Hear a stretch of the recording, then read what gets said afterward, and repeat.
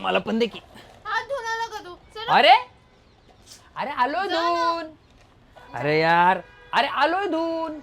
हात धुवून ये, हात माझ्या धुणे, म्हणून येडी. पाण्याने धुणे, हँडवॉशने धुणे, साबणाने धुणे.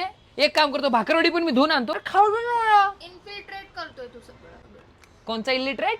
हे तुझं स्वच्छ राहायचं प्रकरण आहे ना, मला नाही जमत. काहीतरी आपल्याला मार्ग काढायला लागेल. मी एवढा स्वच्छ नाही राहू शकत. तुला बोलते आल्यावरती बाथरूम मध्ये जा, सॉक्स धुवायला टाक लगेच, रिपीट नको. मला नाही जमू शकत ह्या गोष्टी. परवा आपण बाहेर गेलो, आपण तिथे भेळ खाल्ली.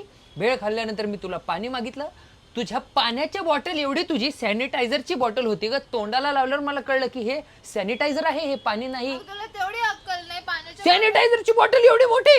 जेव्हा बघल ते ओल्लं फडकं घेऊन फिरत असती. हात पुसणार, पाय पुसणार, हात पुसणार, पाय पुसणार. वेट वाईप म्हणतात त्याला. हा, ते तेच. गरजेचं आहे, बाहेर धूळ तुझे केवढी आहे. वेट वाईप्स आहेत ना, ते मला नको. थोडं घराबाहेर एक पाऊल ठेवलं की घातला मास्क, ठेवलं पाऊल घातलं मास्क. अरे काय Problem करायचंय? काय? संपला 2020. तेव्हा कोरोना होता, आता मास्क घालायची जरूरत नाहीये. अभी हम उससे बाहेर निकल चुके हैं दीदी. तुला तोंड लपवायची गरज नाहीये. आपण कोणाचं वाईट केलेलं नाहीये. तू मास्क घालायचं बंद कर. मी स्वतःच वाईट केलंय ना. तुझ्या या कन्फ्युजन मुळे मी तोंडाला रिन आणि कपड्याला डव वापरायला लागलोय. हे सगळं गडबड होत चाललंय. आपण थोडस मळकटच राहूयात. एक पुरुष माणूस जेवला की तो 2 ढेकर देतो. हे नॉर्मल आहे. तुला माझ्या ढेकरा तिकीट्स नाही शिकवले का कोणी? बाळा, मी डिस्टिंक्शननी पास झाले. एटीकेटी लागलीच नाही कधी मला.